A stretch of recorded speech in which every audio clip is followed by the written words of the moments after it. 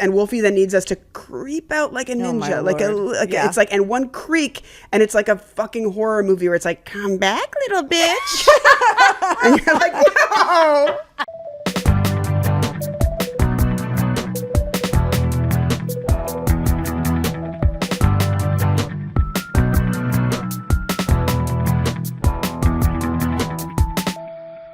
Thank you so much for coming back. We were hoping you specifically would listen and return. And today we have just a juicy one. Ooh. Right? We have a great guest. We have an incredible guest. Guys. Maybe one of them, I'd say top 1% of power player guests. Changing comedy culture. We have a lot of fools come in here with a lot of great ideas. A lot of favors. How many of them have created shows? And beyond that, how many of those shows have gone on season after season? Like Dead to Me, which is a show our guest created. You created that. That is amazing. I loved every season of that show. Thank you so much. That's really kind. I'm rewatching it right now. Thank you. Did you ever think of me for the part? Because Linda Cardellini, everyone always used to get us confused. Did you ever think of me for the part? Yeah, that's so, you know, I'm thinking of you now for the part. Okay. Does that count? It does, actually. This is a traditional intro on the podcast, is that we sort of go through the shows that people have worked on, and Natasha or I go, so did you ever consider that I could have been a part of that? Yeah. But let's welcome Liz Feldman.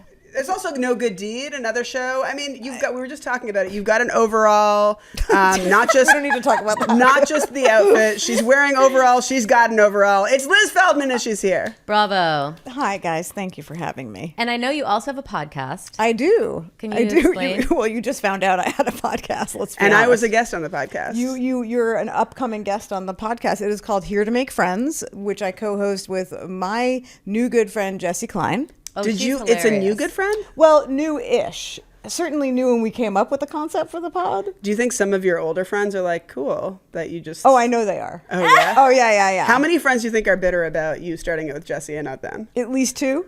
Okay. Yeah. That would be cool if you guys became great friends, but only when you talk on the podcast. And then, like, you don't hang out in the rest of the week. Well, don't you find that, like, because you do a podcast together, it does... You want to keep something fresh. You want to save it for the pod. And so we do end up hanging out less, which is sort really of a bummer. funny. But we also see each other now multiple times a week. So. Also, Jessie is hilarious. The funniest. She created... Didn't she create the Amy Schumer show with her? She was the showrunner of the Amy Schumer show. Everything. She's Yeah. just so She also wrote a funny. very I loved her cool book. Yeah. She wrote 2 really cool books, Wow, guys. She's so funny. But she's the not best. here. It's She's Liz not here. Feldman who's here. Oh, yes. No, I'm just saying, it's a great... What a podcast. The What a two of podcast. them. I don't want to fight with you this early, okay? I'm not here to make friends either. Guys.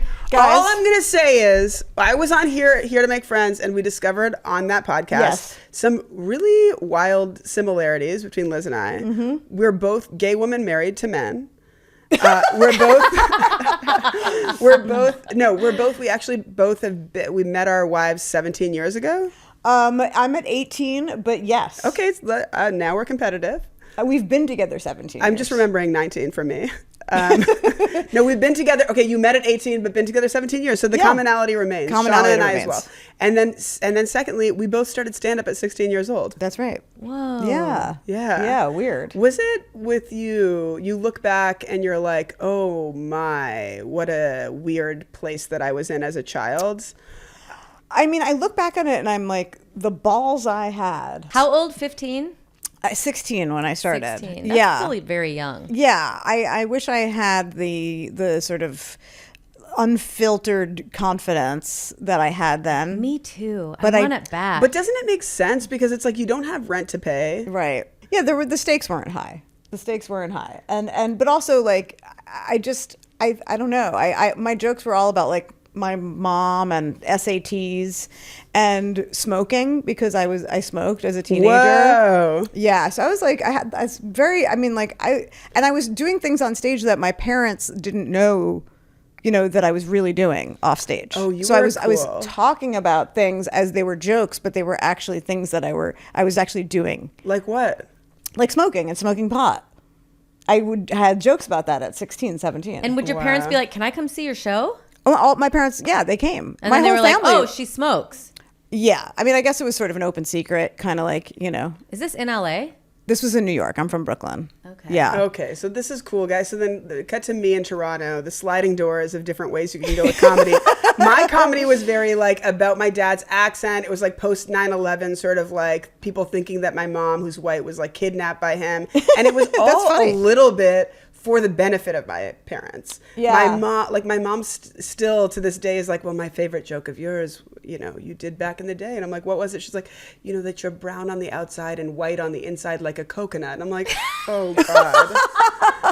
She's like, that's one of my favorite. The deeper I got into my voice, the more she was like, put it back in the coconut. But I do like that she was able to appreciate it. She did. No, but everything I was doing then was a little bit designed for, and that's why it was like kind of good for me. I like immediately like rose in the like corporate comedy world because it was like, oh, this girl's doing jokes that her parents like too. But then I moved to New York. I moved to Brooklyn, and people were like, what the fuck is this?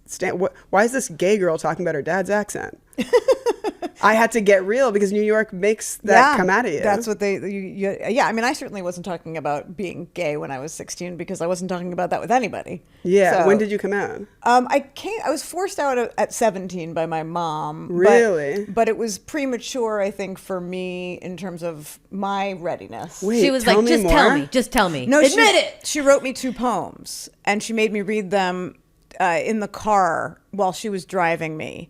And it was so weird. It was out of left field. I had slept over a female friend's house, but like really just a friend's house the night before. Came home and she was like, "There's a letter on your bed. It's from me." And when you're 17, you don't get mail, so I knew it was like bad, And my mother is a fascinating person, very artistic and creative, and the only way she could communicate the question or the acknowledgement to me was through rhyming poetry. Wow. She was like, this is about you, but let's not forget it's also about me. I mean, a little bit. Yes, a little bit. And, I was grateful that she saw me, so to speak, but like it was way too early. And it was very intimate, probably, and intense. But it was intimate without being intimate because I'm reading a poem and she's just like white knuckling down the BQE, and it was the 2 poems. The first one was a daughter talking to her mother, and it was like, I don't know what to say. I think I might be gay when a girl walks by my way, that kind of thing. And it was like a little better than that. And then the second poem was the mother talking to the daughter as like, we will figure it out, have no doubt. So it was very sweet. That's like cute. Now that I look at it as a much older person, but at the time I was mortified. And also I was terrified because I knew that my father was very, at the time, very conservative about that stuff. Fully homophobic. Yeah. Thought that people who were gay had mental illness. Well, so, I still believe that. I'm kidding. Yeah. Well, case in point. But to be told that you're gay, even if you are so gay, before you're ready to say you're gay, is the poem she should have written. That's right. That's all rhymed so far. I'll tell you what, though. The heart's there, like the presence. It was just like a little premature, maybe. Yes, she was ready to talk about it, right? But the more modern version of it would be just raising your kid the whole time, being like, and whoever you like, that's right. That's going to be totally cool because with sort of it's a about wink, Yeah. I still I'm sure you're raising your daughter this way. And I don't know, Natasha, do you say like when you're talking about the future, it's kind of cool, a cool way to like not be trapped with bad poetry as your, or like too soon poetry. I don't want to say it was bad. Yeah, please. My mom might listen to this. A girl walks by your way. But your mom is one of our only listeners. But it's just to continuously, whenever you're pontificating about the future, it's like, okay, and if you ever, were with your boyfriend or girlfriend, to say both is like the actual way to normalize the choices. I agree. Even though we're modeling, for our children that every day the best version of it is they're like, moms. it would be very strange if I was hetero. Yeah. Wait, can you tell me any other thing from your childhood that your mother did that's like out of the box? Like she seems everything. Really? everything. She seems, Yeah, I seems- mean, there's a reason why I started doing stand-up at 16 because they were all jokes about her. Yeah, she was a interesting, neurotic, brilliant, at the time, I think slightly unhinged parent because she had 3 kids and she was basically a solo parent, even though my father was married to her and in the picture, but very old-fashioned kind of parenting situation where father went to work, worked a lot, wasn't really involved. She gave What up did your her dad career. do? My parents are both were both chiropractors, but then he has a foot care product. He had a foot care product company. Like he No made way. insoles. Like he What was insoles the and, company called? It was called ProFoot, but it has since been sold. Why do you Now want it's- to interrogate her? Well, She's no. trying to see how rich he is. Yeah, I mean, I might be wearing Pro Feet right now. I don't know. Profoot. Not Dr. like the little brother to Dr. Scholl's, like the little guy, the David to Dr. Scholl's Goliath, Okay. But he was a workaholic and a very, very passionate about his work and very dedicated to his employees. So he had he had good intentions and he was, bringing home bacon and stuff. But my mom was raising 3 kids and she was a doctor. And so she had her office in the basement. Oh my God. And also was making dinner every night and Wait, picking she me up was from a school. doctor in the basement? Yeah, I had a full Cosby situation. Oh my God. Yeah. Whoa. Well, not a full Cosby situation. I shouldn't say a full Cosby situation. No, no one wants the full crazy. Cosby. And she still kind of did it herself. She did everything herself. I mean, there was some help, but I didn't have a full-time nanny or anything. It wasn't like that. And she had 3 kids. And where were you in the? I'm the 3? baby. You're the baby. Yeah. Yeah. Yeah. And how's the middle doing? The middle's doing good. She's a therapist, obviously. Yeah. My mother is a middle child, and she definitely, there's a refrain in her sort of when she does share with me about her childhood. She's like, and I don't think my mother loved me as much as the other 2. Yeah. Oh, that's rough. Yeah. I'm sorry. But that's not the case in your 3. In your 3, No. everyone got the love from the basement, from Dr. Scholl's. I definitely felt loved as a child. I felt loved. I definitely didn't get enough attention. Thus, hi, how are you? Here we are. Yes. But now that I'm a mother just of 1 kid, I'm like, oh my God, no wonder my mother was fucking nuts. 3 kids, with no help. Yeah, my mom had 3 kids too, and I have 1, and I'm just like, this is so consuming. It's so consuming. And she was granted much younger than I am with Just the the 3 stuff. kids. But just the stuff and the packing, like you were saying earlier, and I get it. She was and her wick as a normal, person is not very big. She does not have a long wick. So she's already a short-wicked person, 3 kids, no help, Oh, I just realized why it's so hard for us. Why? Well, for me, because I'm 50. Right, exactly. Like a Exactly. 7-year-old. Yeah. Because you waited so long. Our parents my mom had 3 kids by 29. Exactly. So you had more, I think you have more energy. 1,000%. Life force. Yeah, literally life force. Yeah, my mom had me at 32, which was at the time considered a geriatric pregnancy. So people were like, oh gosh, well, be careful when she got pregnant with me. And now, I think we look at 32-year-olds as young moms. Yeah, the I was choice is 43. either you have a lot of energy or you have a lot of resentment. Yes.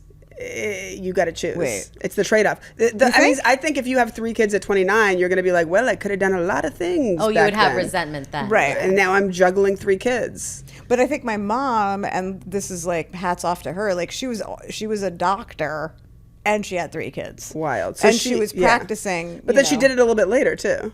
39. No. She had me the last one at 32. Oh. Who was 39 geriatric? 32 geriatric, I said. 32 geriatric. Yeah. Yeah, baby, you're geriatric too, Sabrina. Yeah. I've been With your, I was born with your geriatric. supple 40 years old. I am geriatric as fuck. Shauna had Rowan at 44. I had mine at 45, but I did not carry her. So How old is your kid now? she is 3 3/4. You have a little tiny I got a little baby? tiny one. I know. Thank you for Oh saying my- she's a baby because it doesn't feel like she's a baby and it's kind of heartbreaking, Oh it's my God. I'm in 3 that 3/4. What's happening parenting wise then? what's happening parenting wise, I guess if you're asking me what era I'm in. Yeah. That's the brand. I'm in the we are sponsored by Taylor Swift's old tour. Oh, perfect. Excellent. Yeah. It's a huge amount of money, but Mazel it's so tov, cumbersome to say Taylor. eras over and over again. I'm in the bedtime takes forever era. Oh, yeah. I'm in the stretching things out. I need a snack. Don't go. Another story. I need a snack is such a good move. Oh, what, are you not going to give me food? I'm telling you I'm hungry. You're not going to give me food? Yeah. And then that's going to add 30 minins right there. Oh, it does. Yeah. Bedtime is, I'm almost embarrassed to say how long it takes. Tell me. 2.5 hours. Oh, Liz! I'm not, but that is including bath. Okay. I never thought I would be giving you advice on this podcast because I have the same problem. Yeah. But I do think, for me, I will just say one of the hardest things that I'm dealing with is saying no. Because I just don't want to say no to her. Yeah. And that's how That's how you get to the... We do say no, but in those sweet there's little this times. I don't know, she's 3 years old, like, and it's like if my 3-year-old needs me and wants me to lay with her and cuddle her so she can fall asleep, like, I don't feel like now is the moment to be like, you have to do this by yourself. Like, she's 3.5. It's all about how you start it. Like Wolfie, our 8-year-old, we started it with that. It's like it's a full spa treatment. Yeah. It's like I worked with this writer that used to say, like, when the showrunner would leave and we were staying late, she'd be like, well, the work expands to the time you give it. And it's like, once you show that this could be a 2-hour ceremony, then it's like, well, that's how long that takes. Yeah. And so that's what Wolfie needs. And Wolfie then needs us to creep out like a ninja. It's like, and one creak, and it's like a fucking horror movie where it's like, come back, little bitch. And you're like, no, little bitch is tired. Yes. I did a lot of like, mom is tired too. Mama's also tired. Mom is also tired. You got to WD-40 those hinges. Oh my God. It's like you do so much work to be like, what is my exit plan? Yes. It's like that movie. Do you know that movie Breathe? It's really psychotic. Shauna watches it before bed because she loves nightmares.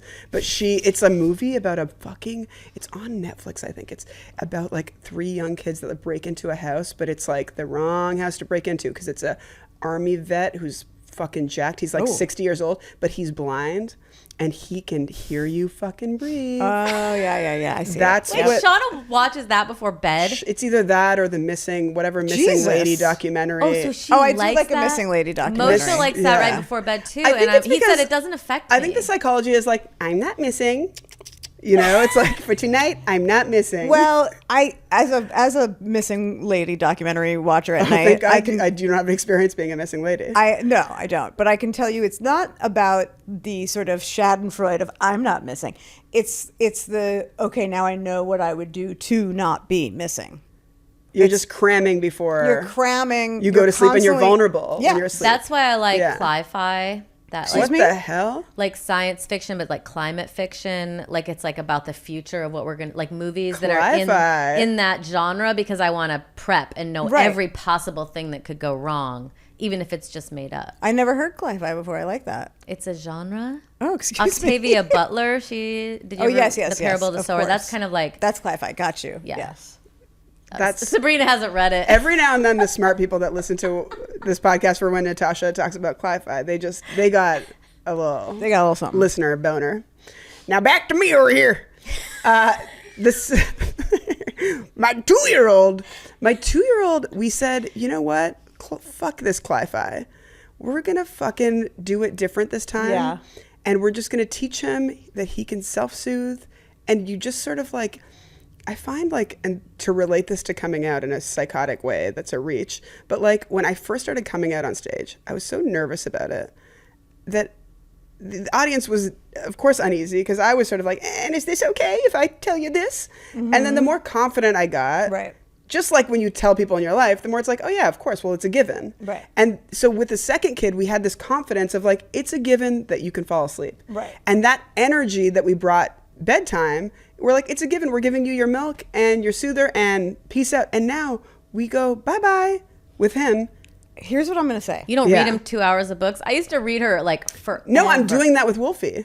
Right. But my kid was like that at 2 years old. Oh, Cli-Fi. She was fully The climate's Cli-Fi. changed. The climate has changed. And she really, she was totally, sleep trained, totally self-sufficient, binky nights, hugs and kisses. Got it. And at 4 years old, at 3 to 4 years old, I don't know if this happened with Wolfie, but you wouldn't know because you were still doing the same thing. I was doing like rocking him and then putting him in the crib. Right. So between 3 to 4 years old, that's when they develop fear of the existential.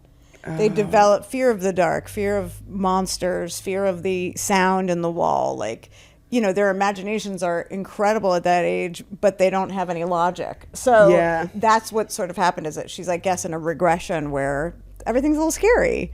And it's when your kid is like scared and clinging to you and saying, don't go. Like, I got one shot at this. Oh my I'm not God, gonna of go. course. I know. Of course. I mean, what you're reminding me of is that like parenting is like Memento, where like I'm looking at you, and I did this 5 years ago. My kid was 3 and 3/4, but now I have this 2-year-old, and I'm like, well, with the second one, it's different. Now I'm remembering, because he's in a cage right now. Right. Exactly. He's in a crib. Once he can get out and start, shaking rattling all the.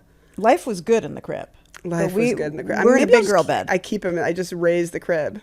Sure. Or make it bigger and just make the whole room a crib. The whole room's a crib. Yeah. It's so awesome being a mom. It is. It really is, especially when you work really hard to make it happen. So you know. Your journey was long. My journey was long, yeah. Our journey. My wife and door to I. door it was. 9 years. 9 years. Yeah. Yeah. Yeah. Oh, man. Yeah. So, and then a lot of the things that you hear along the way are so LOL. We did 4 years for the second one, but just sort of like along the way, it's like, just forget about it and it'll happen. Oh, yeah. Yeah. Yeah. It's you can't forget about you got to it. sort of relax. Yeah. It's when you least expect it. It's like, not when you're a lesbian. For sure. Yeah. You got to really fucking expect it. We'll just hang out on our deck and get impregnated by a squirrel just on a whim. I'm just going to go stand outside of a sperm clinic and trip on a jizz puddle. A dick. Yeah. But when I look back on my like long journey, I wish that I could like grab myself by the shoulders and be like, it's just going to happen. Mm-hmm. Absolutely. But for 9 years too, it's the same thing. It's like life, like for anybody that's listening, and I'm sure there are people that are listening that are in the in-between. What is your sort of like... I mean, I couldn't let it go. Me neither. So, there were moments where we had to let it go, like during the pandemic, where you couldn't, you really couldn't go to a doctor and try, or at least for a little while you couldn't. And I just was so clear, like, on what I felt was like a calling to have this child. And listen, there were times where, like, when you're, 42 and it's not happening, you can sort of ideate about a life without a kid, and you can sort of get yourself used to that idea. Oh, I can travel more, I can do that. But what would, for me, the sort of silent place that I would always go back to, like when my head hit the pillow, or just in like, the calm moments during the day, it was like, no, I need to do this. And, I don't know, go with me on the woo of it, but like I felt like somebody was like, you have to do that.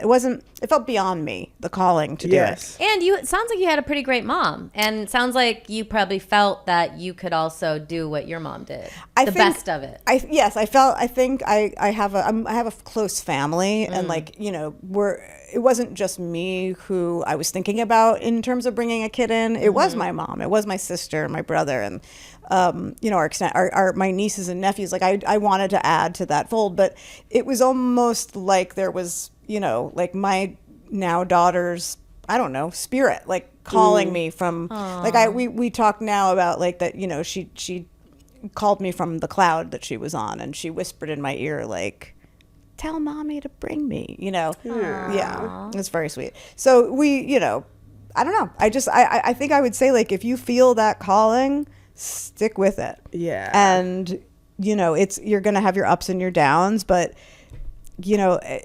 it's worth it. It's totally worth it. And don't be afraid to pivot. Don't be afraid. Yeah. I think like that's one of the strengths of being a quear person is like from jump, you know that your baby is not going to be made in some conventional way. And I think straight people get ripped off with their sort of like idealism of how things are going to turn out. And with us, it's like, it's going to have to be a bunch of opening different doors. It's going to be, it's going to be creativity. You have to make it happen to get the baby off the cloud. And like, shifting not that, like, not iCloud, but your cloud. Look, you take a plane, Delta, whatever, you go up there, you choose a cloud. That's right. That's where your baby That's where your baby is. But yeah, just knowing that like along the way, say you are in your early 40s or mid 40s and your doctor's like, it's not going to happen with your egg. We've tried. Pivot. It doesn't matter. I wish that if I could tell myself one thing, I would say like, move on a little faster from trying to have a biological child,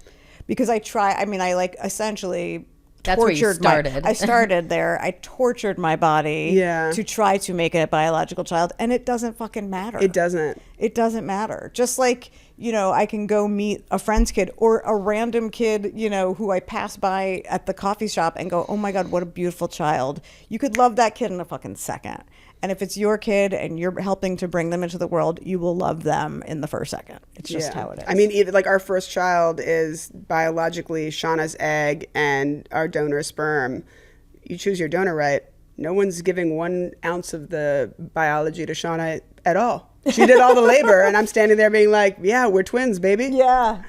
But that there is no real difference between the two experiences, and if you're listening, and we've had people call in, and it's so, I feel like the only good side of like going through anything that is like a struggle, whether it's like health stuff or like miscarriage city or not struggling with fertility, the only good thing is that like we can look at each other and have this kinship of like, I know where you're at. You can look at someone who's in the thick of it and be like, I'm on the other side and you're going to get there. Yeah. So we're on the other side.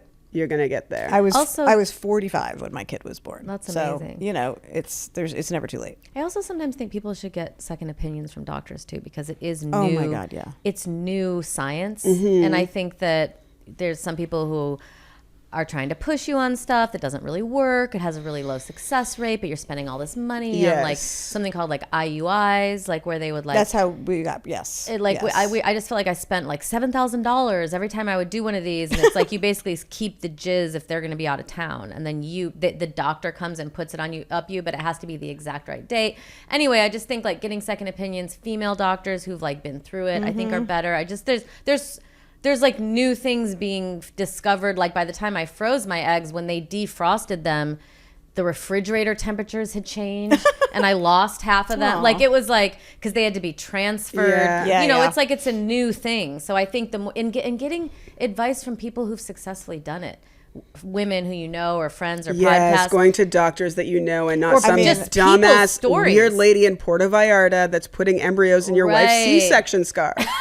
Don't do it. Maybe don't do that. But if I off of what you're saying, we ended up switching doctors. So we went through 3 doctors, and it was the third doctor, the third clinic that really worked out. And I also wish we had started there, because it's Dr. Chung and Dr. Beck's office in West LA, and amazing. And also that was the first recommendation we ever got, and we didn't do it because it was too far away from our house.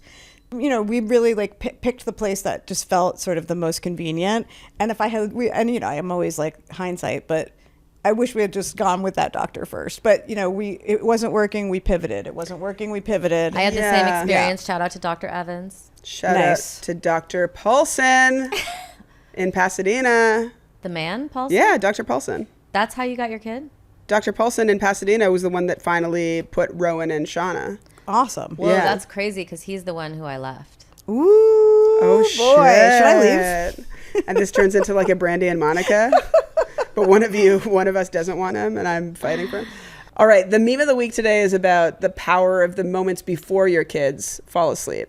Oh, sure. So let's listen to what this guy's got to say. The last 3 minutes before your child falls asleep are the most neurologically significant 3 minutes of their entire day, and most parents have no idea what to do with them. And as a doctor, here's exactly what the science says. During the transition into sleep, the brain shifts from beta to alpha to theta states. And in this window, The brain is at its most receptive, most suggestible, most open to absorbing what it hears. What your child hears in this window does not just enter the mind, it embeds into their subconscious, into the architecture of how they see themselves, and into the voice that they will hear for the rest of their life. So here are 5 sentences that development psychology and neuroscience consistently show will build your child's self-worth, emotional security, and resilience. Number 1, I love you, no matter what. Not because of what you did today, not because you were good, just because you exist. Heard every night, this becomes the foundation of their entire sense of self-worth. The voice they will hear at 40 years of age when the world tries to tell them that they are not enough. Number 2, you are safe. See, a child's nervous system is always scanning for a threat. Cortisol levels in children peak in the evening, and these 2 words signal directly to the amygdala, you can rest now, the world is okay. A nervous system that learns to feel safe at night becomes a human being who can face anything during the day. 3, I am proud of you, of who you are, not just what you do. Achievement-based praise activates the reward pathways, but only temporarily. This sentence builds something deeper. It separates their identity from their performance and tells them that who they are was always enough, not what they achieved, who they are. Number 4, tomorrow is a new day. Children process the events of a day during the transition into sleep. This sentence can interrupt the stress response, lower cortisol, and give the brain permission to release what it is carrying. It teaches them that they are not the sum of their worst moments. That grace exists, that they are allowed to begin again. And 5, I will always come back to you. Attachment research shows that the fear of abandonment is one of the most neurologically activating fears a child can experience. Speak these words directly to that fear. Okay, good. Yeah. I thought we were trying to shorten bedtime. I mean, seriously. Number 6, brevity is the soul of wit. It's the first time I've ever taken parenting advice from a Bond villain. So, I mean, well, okay, how many of say these one things a are you week. guys doing? Are you doing these things? No. I am conscious and I am aware of the science. I'm also aware that parenting is not a science, so I'm always wary. This is the vibe of the pod. I'm always wary of these memes that, I'm sure we're all in the same algorithm. Like, I'm always getting parenting advice memes. And I'm like, I don't know. That's why I quit Instagram. Like, who the fuck is that guy? Why am I listening? Who is he? My algorithm went too far, and I was like, I don't. He's the man that you see when the beanstalk grows and you get to the cloud. Truly. So I take all that with a grain of salt, and all of like the research and research shows and blah blah blah. I love you goes a long way. I'm proud of you. I totally get that, but I think it's almost more about how you're making the kid feel than the words that you're using. It's true. Yeah, I mean, those things are intrinsic in the way that you parent. Yeah. I love and you could no do that what. in a cloying way, or you could do that in a gentle way. Yeah, right? I'm proud. It also does feel a little rote if you just rattle those 5 things off. Yeah. They're like, yeah, I get it. You have Instagram. Yeah, exactly. But also, like, your kid, kids are really smart and they recognize patterns. Yeah, and whether you love me no matter what is just proven in the way that you're parenting and reacting to when I spill a jug of milk. Exactly. Yes. Yeah. Yes. Cool. Well, I feel like just in general, what's happening with the way that I see my friends parenting their kids is that vibe of like, no matter what you do, I love you, which truly would have gone a long way. I think that like I knew that with my parents, but just like, it's such a sweet renovation in the way that people are parenting now. I feel like that's like the best of the new stuff Yeah, I was going to say that actually inspires a thing I would trash from my childhood. Oh, go for it. Okay. So I grew up in a very competitive household, which I think in some ways has served me as an adult. But like everything was sort of, and not necessarily a bad competition, but like everything was about better. Whoa. So and 3 kids, like you're just going to automatically kind of be in a little bit of a competition for attention and for praise and, for the biggest piece of whatever, but like in my family, it's like, something would happen, a good thing would happen. I'd, get an A- on a test. And, the reaction was, okay, and next time you're going to get an A. How are we going to get you an A next time? So, instead of being like, can we just celebrate? Yeah, exactly. So that is Did something. it make you achieve more though? Of course, yes. But it also, I think, I know, talk to Donna, my therapist, made me think that my worth was attached to my achievements. So I've been unlearning that, or trying to unlearn that, I think, in my 40s. But so that's something I'm going to consciously not try to do with my kid, which is to say, like, let's just be satisfied and grateful and accepting of like where she's at, and not just try to push, because she's going to feel that, and it's going to feel like she's less than what I'm asking of her, and I don't want her to feel that way. Yeah. What do you guys think about college? Wolfie was talking about it this morning, and I feel like this, I'm like not interested in burying my kid in a bunch of debt for something that feels like almost outdated with a lot of the... help him pay for it? Well, no, I'm not paying a cent. No, I've got, I'm collecting a little bit of money and putting it aside, but it's just so different in the US versus Canada as well, where it's like my education was 4 years long. I got a BA, and it probably cost about $30,000 for the entire thing. And in a world where it's like approaching $100,000 for some of these schools per year, to get out of, what I liked about it too is like I had started my career early. So college put me on a track of continuing to report to someone, and I was working at the time, so I was hiring people to take notes and then coming in for the test. But it was like I ran my degree like a business, which still served as an education. But like, I don't know that I want to force my kid into college. I do think I want to force my kid into some continued sense of like reporting to and being in some sort of system. Why not college? Yeah, why not? There's so many great state schools, and like, you live in California. He could go to like one of 8 places and not pay that much money. I'm not saying why not. I'm not saying that there's any opinion that it's not college. My opinion is like burying yourself in debt for like I remember I had a roommate, and I would see her like student loan mail come in when I would open her mail. But she was a photographer, and she was like in $200,000 of debt. I'm like, I don't know. I can't see.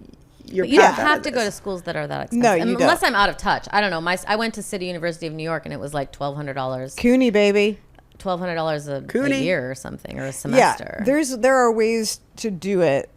I went for 9 years and got my BA in theater for 9 criticism. Years? Yeah, because I kept transferring. Oh my so I would gosh. like go to Brooklyn College, then I would like go to Hunter College, then I'd go to Australia to do a foreign exchange program. All these were like affordable.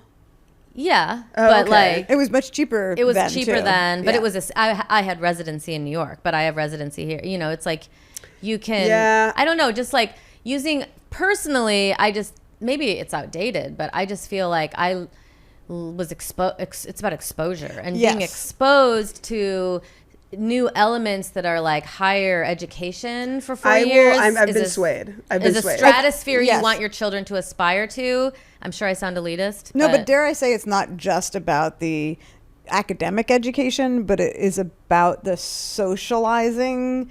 It is about the integrating out, into the world out of your home. It's about learning to do your laundry. It's about learning to feed yourself. It's, making friends. It's figuring out what you're interested in. And I don't think it's almost like boarding school. Yeah.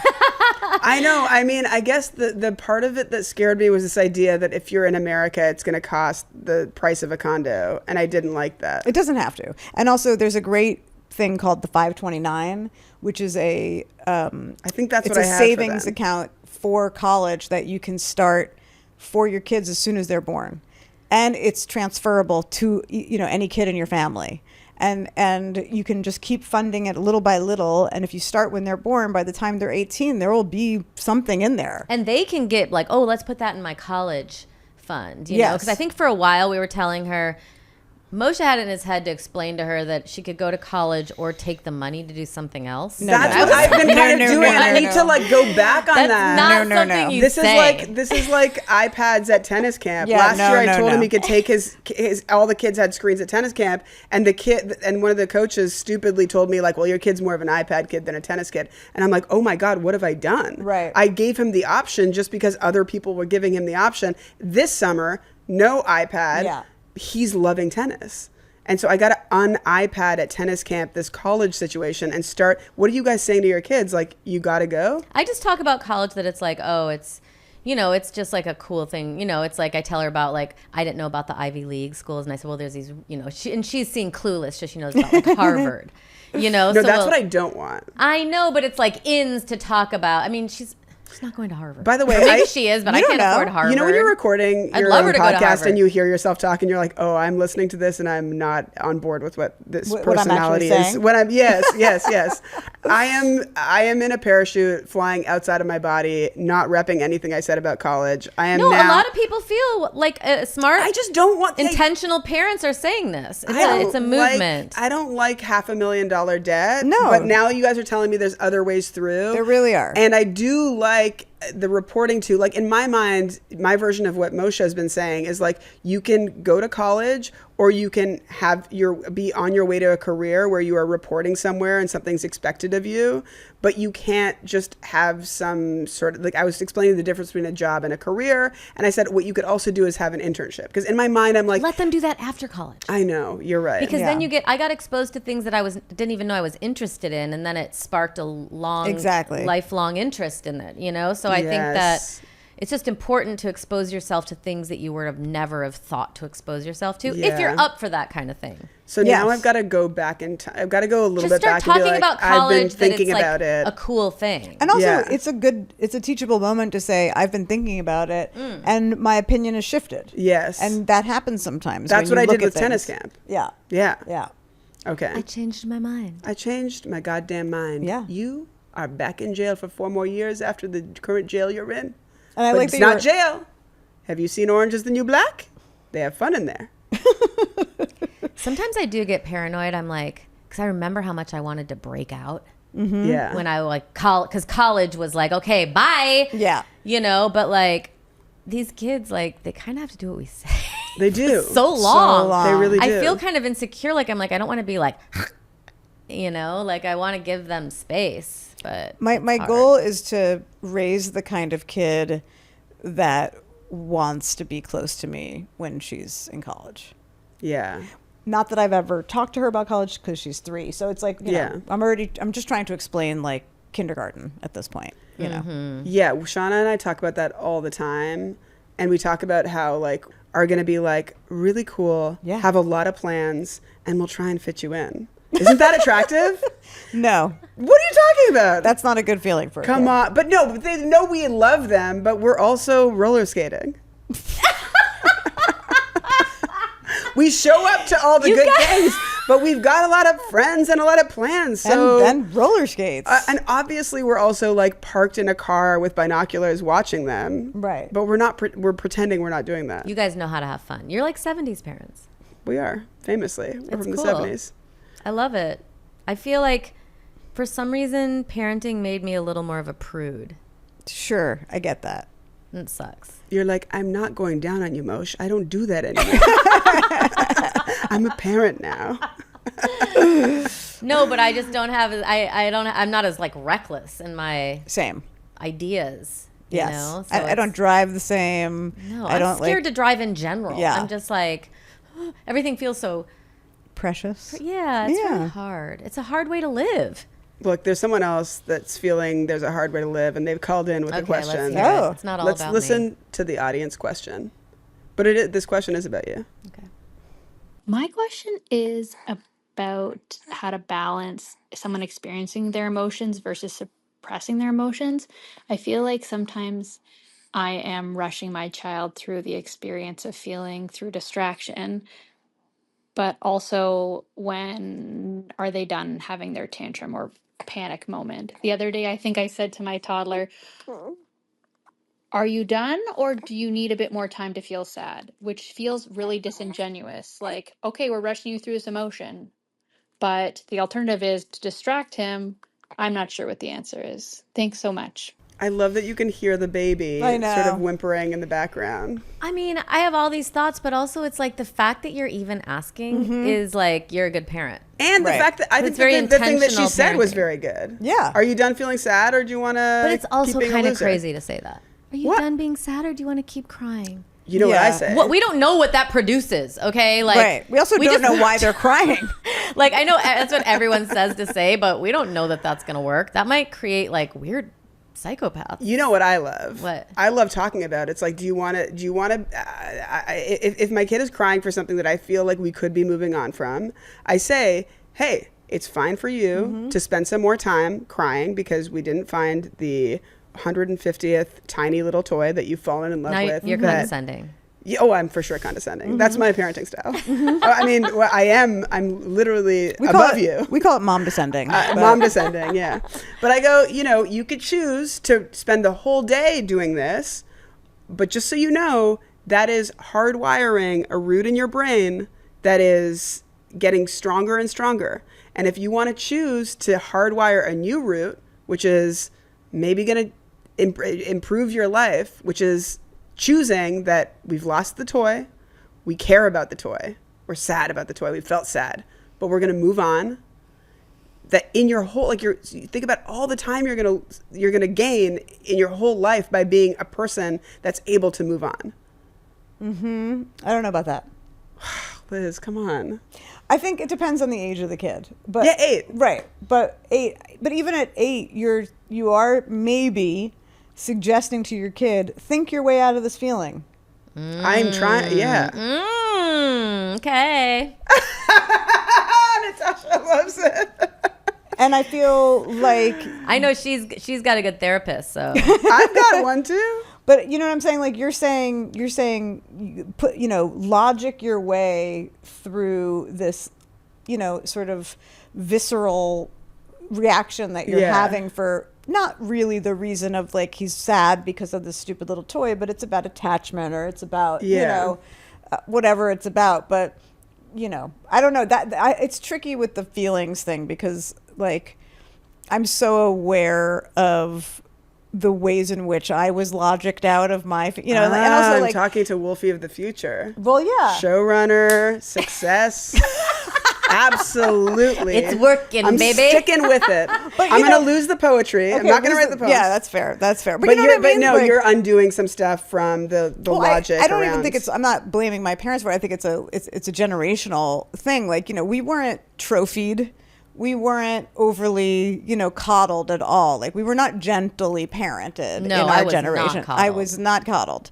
And, my mom, I think, did a good job eventually of like trying to teach me to deal with my feelings. But, certainly there were some, things that went on that I wouldn't, do. So I gotta say, though, I think that the way I was raised made me able to work hard. Oh, definitely. I really think that like we're losing some of the. I was just like never allowed to be spoiled or indulgent. And I think it made me able to do something. But also like earn your keep. But that's a Gen X thing in general. Is like everything was work hard, and like our moms were the first moms who had jobs and things like, and like it was everything was work, worth is in your work, And so I think there's like a way maybe hopefully to teach our kids to work really hard, but also that their worth is not just in how hard they work. Right. Well, I would like any advice on how to teaching them how to work hard. Because it's hard. Yeah, I'll give you advice. What? Little prizes. Rewards, I just like my kid is really into One Piece playing cards now, which by the way, I went to go buy a pack with him at this card shop. He opens up this pack that we bought for $10. He immediately gets this $300 card. Amazing. Which I'm like, as someone who loves to play poker, I'm like, we're going back to the card shop, baby. Yeah. I'm like so into it. And so he's so into it. We're both into it. I, off Amazon, got like, for $10, I got 100 of these cards. And we're going on vacation. And I said to him, because it's been a slew of like visitors and gifts and stuff. I said, Wolfie, we're going on this vacation. It costs a lot of money.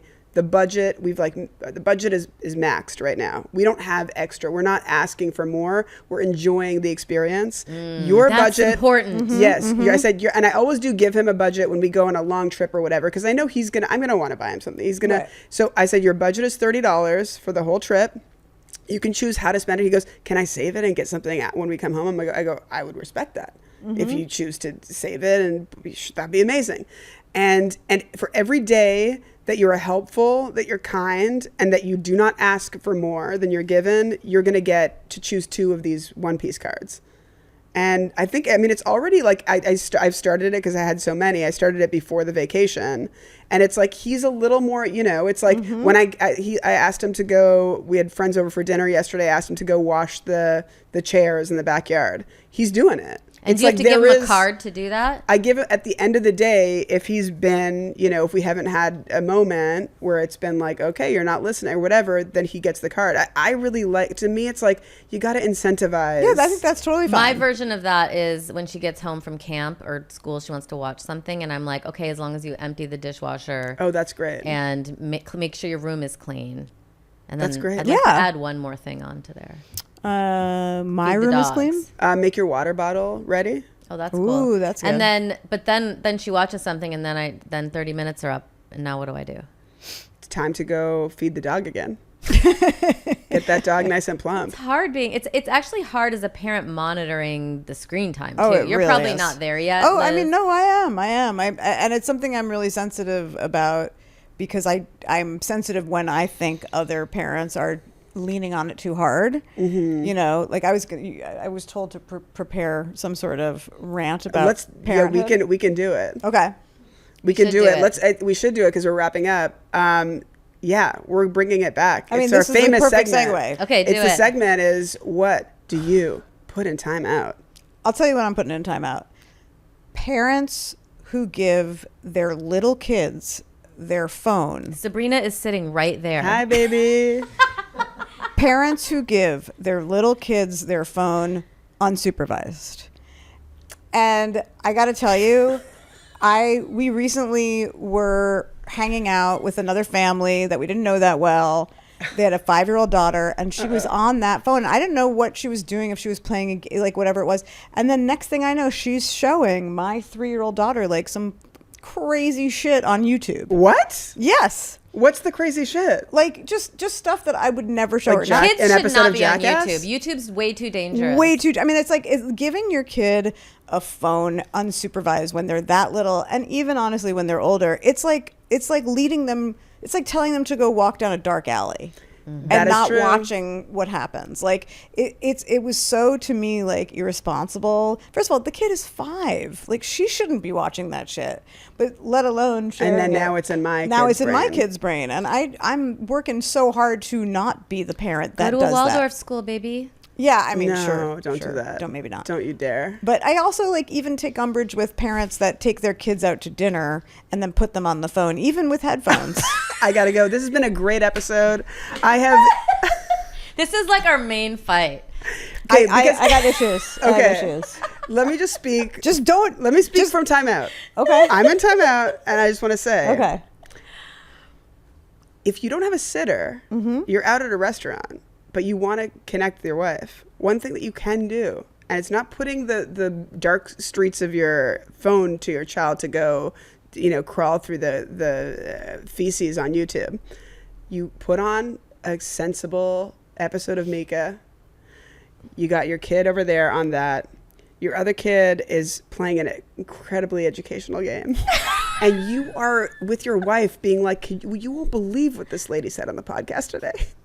Yeah, I think what I would say is you are possibly modeling for your child that it's okay to disconnect from your family at the table. It's okay, but at a restaurant, that's fine. But you're teaching. I think you're maybe. And listen, there's always a time and a place for these things. Like if it has to be, it has to be. If it's been a day, if you're in an emergency, if you're traveling, I totally get it. But like, I would maybe say don't go out to the restaurant then. Like, we're gonna go to Columbus tonight. We're gonna go with Jeffrey and Augie. We're gonna do Rose and Thorn. We're gonna chat. Great. We always have collective time before this happens, but this is just something that I personally feel it empowers us to bring our kids to places that are not generally for kids, which is something that we do. I just worry as a older fashioned person that, like, as an older fashioned person, that you're demonstrating or you're setting up for your kids that checking out and not, integrating into the social circle or trying to connect or even listen when they don't necessarily have something to add, like that you're showing them that is a valid way to be in the world. I am. No, I am. Because I think, like, for instance, say, okay, so we're going to go on this trip. We're going to be swimming all day. We're going to be exploring. We're going to be looking in tide pools. We're going to be doing all sorts of incredible things. Dinner time comes. I'm okay with anything on travel. Travel is different. Travel is different. But I kind of consider, like, for instance, like this. She is always traveling. This evening, we travel a lot. But this evening, for instance, so today Wolfie is at this music production camp. Incredible. Rowan is at his school. Incredible. You don't have to defend yourself, and then after that, we're going to be playing. We're going to be up and down the slide in the backyard. We are going to Columbo's tonight. Meet me there. We're going to be there. We're going to be with our sweet friends, Augie and Jeffrey, Uncle Augie and Uncle Jeffrey. We're going to go around the table. We're going to chat. That'll last about 20 minutes. Mm-hmm. After that, we all were on a trip last weekend together. We're going to talk shit. Mm-hmm. We're going to get into it. And the kids, at that point, the ask is either that we sort of make the entire evening a conversation that lives in a common place for everyone, or everybody then gets to check out. What do you think, Liz? I mean, did she convince you? No. But I mean, but there's like 1,000 ways to do it. Exactly. So what people like me and Liz do is then I believe, because we're kind of like old biddies, we're not going to go to the fun dinner with our friends. No, I'm not going to go to I think if I'm going to have a dinner with, our fun friends, I'm not going to bring my kid. And I'm going to find a sitter for her, or I'm going to have those friends over, put the kid to bed, and then have that conversation. It's a lot of waiting. But also, she loves her kids. Yeah, I love my kids. I'm not saying that She's you're good enough. And here's the thing: I'm really not even Wolfie's judging your situation. I'm saying, as an outside observer, that's how I feel. I felt that way as well. I really did. I remember. No, Wolfie's gonna be 16. You're gonna be like, "Come on, kid, let's talk. Let's talk at the dinner table." And he's just like on his phone. At home we don't do it. At home there's no screens at dinner time. At home, there's and we're at home having dinner. I'd say more than half the time. So. There's room for them to practice. For you. If it works for you, that's great. I have no doubt that you're a good mom. And I have also been and you're not on the other end. It. I've looked from the outside before we sort of before we got jumped into the crew. I've been on the outside being like, what are these monsters doing? Why even have a kid? But now I understand. Hey, you're popular. You got a lot of fun friends. I say live it up. All right. Well, this has been a great episode. Wait, I want to put something. I want to put something in timeout. I'd like to put on timeout. How dare you, Crocs? You masquerade like you are a friendly shoe, like there's going to be no issues. But then how come, Crocs, do my big toe catch on top of a gibbet from the inside and slam my toenail back in such a way that my foot looked like Fabio's face when he famously got a seagull smashed into it on a roller coaster? Why, Crocs? Why do you not warn? Don't put the gibbets, guys, at the end of the toe, because the toenail will catch and you'll have Fabio foot. Can't you move the gibbet? Now I can, but Liz, it's too late for my toe. But is it you who chose to put it at the toenail? Oh my God, I can't believe I've been turned on by a bunch of biddies about gibbets and screens. Guys, I'm going to be your least popular guest ever. No. I mean, everybody, comment below whether you agree with me or the others. Listen, I think that you're living a fun, great life. Absolutely. Maybe I'm jealous. Maybe I wish that, I did that more. Look, when people say baby twice, it's I'm the baby and you guys are condescending. And you know what? I get the college thing. I'm converted. Oh, I forgot about that. I will say that, here's what I will say. If I saw people talking to their kids, engaging in their kids in a restaurant, doing the rose and the thorn. Yes. And then halfway through, the kids are doing the thing, I would judge less. There you go. So you're going to give a half judgment to us, and that's okay. Yeah. That's fine. Yeah. You're not going to want to blast through those rose and thorns tonight. You're going to have so much guilt. Yeah, You're gonna be like, can okay, wait. So there's the rosebud, there's the thorn, but have you ever... What's the petal? What's the petal, and who owns this flower shop? And Liz, you're so funny. How can we listen to your podcast? Oh, thanks, Natasha. Our podcast that I host with Jessie Klein, the great Jessie Klein, is called Here to Make Friends. You can listen to it wherever you get your podcasts or on YouTube. And you can follow us on Instagram at Here to Make Friends Pod. Great name. A really fun show where we interview people and really try to trick them into becoming our friends. Hey, I'm Wait, tricked. it worked with Whether you guys? you'll have me or not, I'm coming. I'm on board. It does work. And guess what else? I'm going to have my 2-year-old listen to it at dinner tonight. Perfect. All right. Well, thanks for listening. As always, I hope you never meet someone like you.